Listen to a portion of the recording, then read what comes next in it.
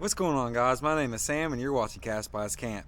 And in this video, I'm going to be showing you how to remove a deer's skull cap that has antlers on it to use for mounting purposes. Here recently I just harvested a spike buck. It really wasn't nice enough to save for a head and shoulders mount, but I still want to save the antlers nonetheless. And a lot of people just cut the skull cap right out with the antlers attached. And I'm going to show you how to do that process right now. This process does include showing a deer head, but I'm going to try to cover up as much as I can and only show you what's absolutely needed. Alright, let's go ahead and jump right into it.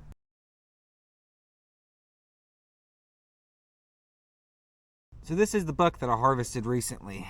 These are the antlers. Not a huge spike, but not a baby either. You can remove these multiple ways. A lot of people will use a bone saw, and other people will use a hacksaw or a sawzall. Since I have access to a sawzall, I'm going to go ahead and use that. Your first cut you want to make is about halfway between where the eye is down here and where the antler goes into the skull up here, going down into the skull at that kind of an angle.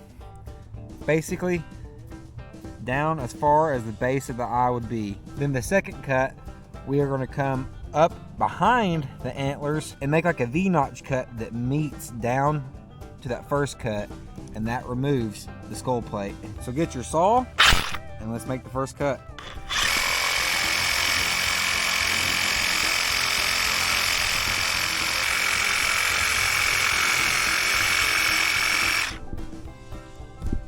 Alright, now that we've made the first cut down to where about the base of the eye is, halfway in between where the eye and the antler meets on top of the skull, we're going to make our second cut behind the antlers here, making a V-notch style cut that meets down to the point where we made our first cut on the side. So the cuts are coming together in this shape right here, like a V shape, just down into the skull.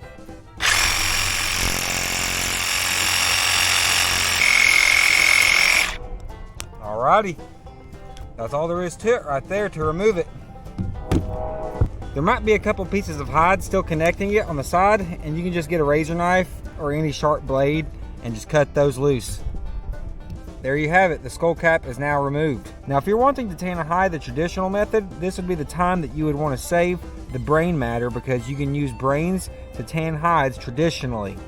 Personally, I'm not going to be saving this brain to tan any hides, so I'm just going to remove some of the brain material from the under skull cap section here, and then we're going to remove the fur, the hide, and the flesh underneath. You can leave them on, you can salt them and leave the fur on, but some people like to take the fur off as well. I'm going to go ahead and try to take the fur off and have just a bone as a skull cap. So next I'm going to be removing the inside meat material. Pretty simple, you just scoop it right out. You could probably use your hand, but I went ahead and just grabbed a spoon. Now I'm going to be using this razor blade knife to try to remove most of this flesh and meat material off of the skull cap.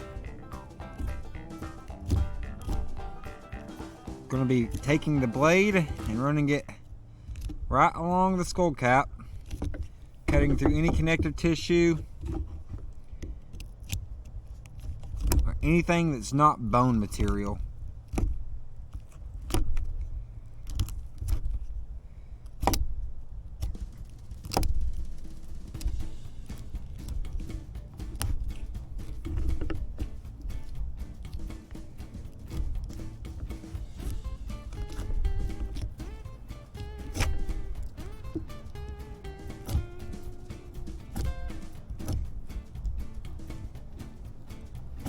So what I'm doing here is I'm taking the razor knife, going to the base of the antler, pressing down and cutting through the fur and the hide to try to separate it from the skull and from the antler itself. You might have to use your other hand to help lift up the hide and start filleting that hide right off the skull plate. Using the tip of that razor blade to go right around the base of that antler to free up that hide.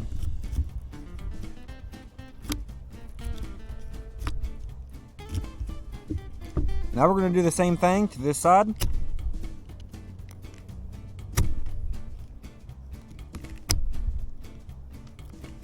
Make sure that's freed up.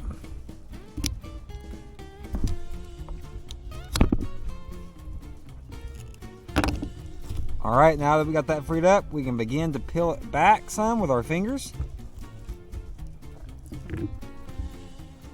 while also using the knife to help free it up.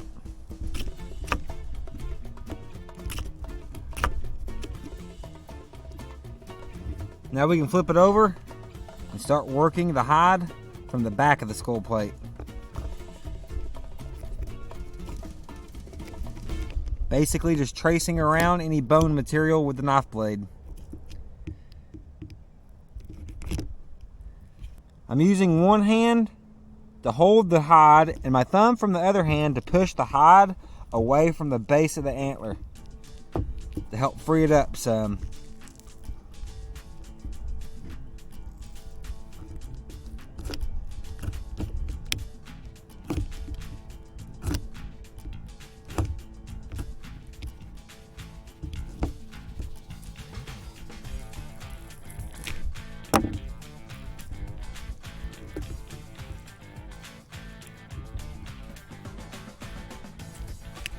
Then we're going to come back around the front and start working the edges of the hide off the side of the skull plate.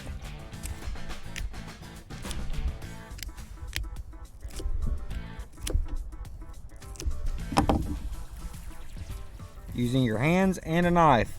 That's all it really takes. I'm just cutting right where the flesh meets the bone material. Being careful not to cut yourself.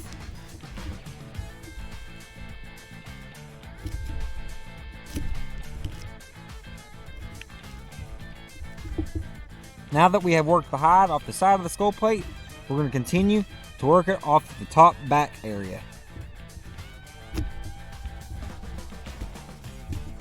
Find where that tissue connects to the skull, cut it out.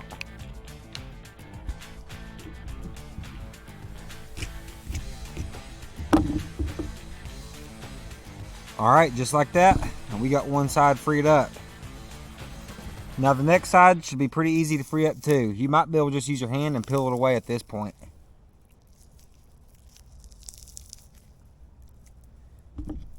But there also could be just a little bit more cutting to do, but not much.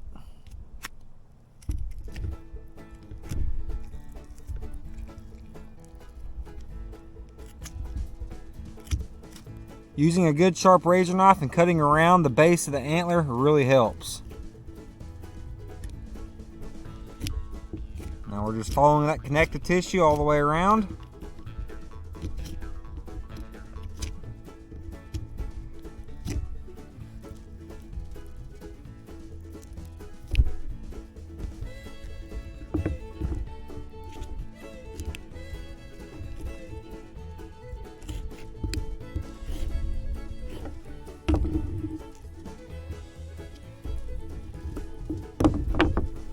And there you have it, guys.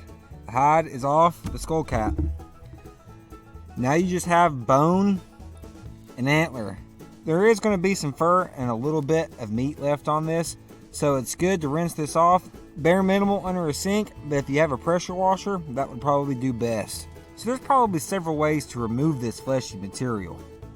One way is you could probably use a knife and start cutting it off. That might be a bit harder. Another way is you might be able to boil this off or use some sort of chemicals to eat it off. But the way I'm going to try is I'm going to try to use my wire wheel and remove this and grind it off.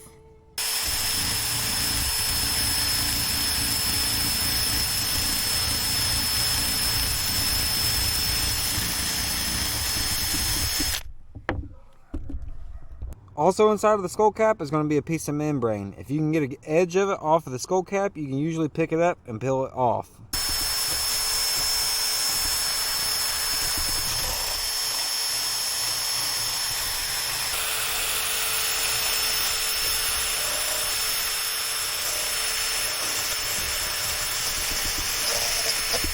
For inside the skull, you might need to switch over to a smaller sized wheel to get into those tighter, harder to reach spots.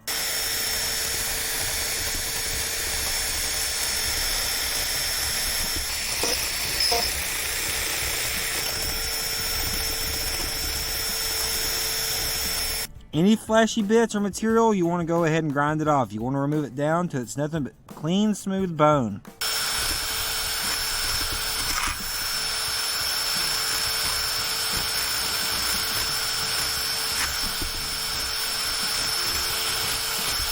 One trick you can do is you can lay your drill down on a flat surface. As long as the spinning part of the drill is not rubbing against the surface, you can hold it down and move the skull against the brush part to make it a little bit easier if need be.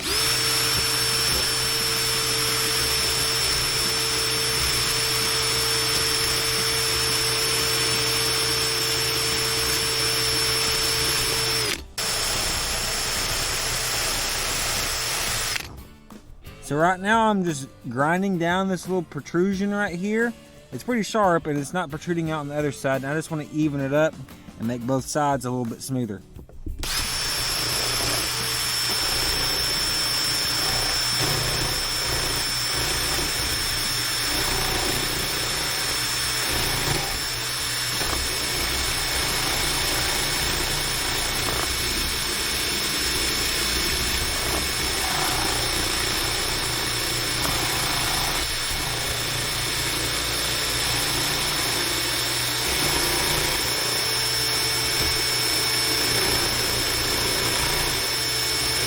Alright, just like that, rounded off the edge there. Now I'm going to continue to clean off the final little tiny bits of meat and flesh and show you all the final product. So after I've worked off 99% of the flesh and hide, I took it inside. Got a bowl of hot steaming water, put a little soap on it, and let this soak in there for just a few minutes, and scrubbed it down with a scouring pad just to see if I could remove the last few bits. I was able to remove some of the last few bits, like that right there was left behind, and that right there was left behind. So I'm bringing it back out here to go over it one last time with the wire wheel to get these last few bits. Okay guys, now we have the final finished product right here.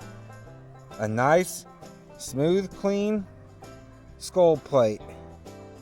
Now you can save this as is, but they also make wall mounts. They're relatively cheap. They're made for mounting skull plates just like this.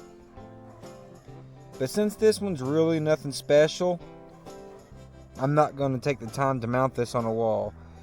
Not to say it wasn't a good buck and it's not a nice spot, but it's not a crazy racked deer, so it's really not a trophy in my opinion, but a good deer nonetheless. Alrighty guys, and that is how you remove and clean a skull plate with antlers off of a white-tailed deer. It's not that hard, pretty simple if you have the proper tools. And if you get one of those cheap wall mounts from the store, you can put this on your wall and have it as a trophy or a reminder every time you look at it. Okay guys, if you enjoy these hunting style videos, let me know in the comments down below. So now it's been over a week since I've done this skull. It has had time to dry out and it has a really cool textured look to the skull that the wire wheel brushed into it. Almost like elephant skin in a sense. But it is all clean and it is ready to mount. A very nice end product.